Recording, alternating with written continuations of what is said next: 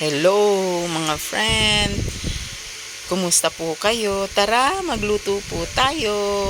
Ito ang ating mga sahog. Meron po tayong pork giniling. Yan po, medyo frozen pa po yan mga friend. Ang ating pork giniling. Meron din po tayong patatas. Nakababad po siya sa tubig para hindi po mangitim. Meron po tayong green peas. Yan ay in-can. Tinanggal ko na po ang sabaw at ang ating carrot at saka ang bell pepper. Konti lang po yung mga yun kasi konti lang naman ang ating lulutuin. Ang ating sibuyas at bawang. Yan po ang ating mga sahog mga friend. Tara po, samahan nyo po ako sa ating pagluluto at ihanda na natin ang ating kawali at ang ating kalan. Ayan, sinindihan ko na po. At tayo po ay maglagay na po ng ating mantika. Ayan, konti lang po, huwag masyadong marami. Ay, medyo naubos ang ating mantika or cooking oil. Ayan, ilagay na po natin ang ating mga bawang at ang ating sibuyas. Halu-haluin lang po natin ng bahagya. Ayan, para lumabas po ang kanilang aroma. Ang bango. Naaamoy ko po ang mga yan, mga friend. At ang ating pork giniling. Ayan po. Ito na po ang ating pork giniling. Kailangan halu-haluin po natin. At sunod na rin po natin ang ating green peas. Ayan. At maglagay din po tayo ng maliit na bahagi ng laurel or bay leaf. At isunod na po natin ang ating tomato sauce. Ayan, ilagay na po natin lahat. Ubusin na po natin. Ayan, at halu-haluin po natin ng bahagya. At sa paghalo-halo ay ingat lang po para hindi naman po ang ating niluluto ay magkalasog-lasog. Maglagay din po tayo ng tubig. Ayan, para ang ating niluluto ay ating mapakuluan at lumambot po. Takpan po muna natin upang ito ay kumulo. Ayan, kumukulo na mga friend.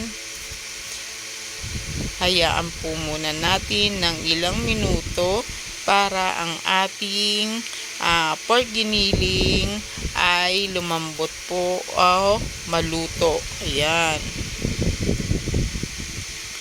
Isunod na po natin ang ating mga patatas. Ayan. At ang ating carrots.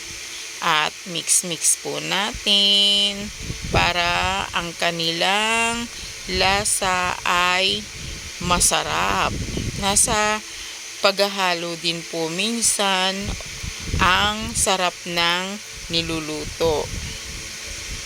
Ayan, maglagay po tayo ng kaunting ground pepper or ng pamintang durog at kaunting brown sugar at ng pampalasa ang asin. Ayan po. Naglalagay po ako ng brown sugar mga friend para yung ating niluluto ay medyo ano po yung lasa niya. Iba po kasi ang sarap pag may brown sugar. Ayan. Nag-aagaw po yung alat, tamis, ganun po, at konting asin. Ayan, check na po natin ang ating patatas at ito na nga po ay malambot at luto na po. Ayan. Natutusok na po siya ng ating tinidor. Malambot na po ang ating patatas. Madali lang naman po lumambot yan kasi maliliit lang po yung hiwa. At wag po nating kalimutan ang ating red bell pepper. Yan. Masarap din po ang may red bell pepper sa giniling po. Ito po ay hindi po ganong kompleto ang sahog sapagkat kulang-kulang po ang aking mga panahog. Mga friend, pasensya na po kayo. Pero inano ko lang po to kasi para may ulam na. Kung ano po ang available sa aking kusina ay yun na lang po at pinagsama-sama ko na po sila para may meal po tayo, may ulam sa araw na ito. At okay na po ang lasa, okay na po ang timplada. Maglagay na lang po tayo ng kaunting pampalapot. Ayan, halu-haluin po natin para maluto po yung nilagay nating pampalapot at syempre lumapot na po yung sabaw ng ating niluluto. Ayan, hayaan po muna nating kumulo ng bahagya. Ang bango mga friend, naamoy ko na. At heto na ang ating ulam for the day.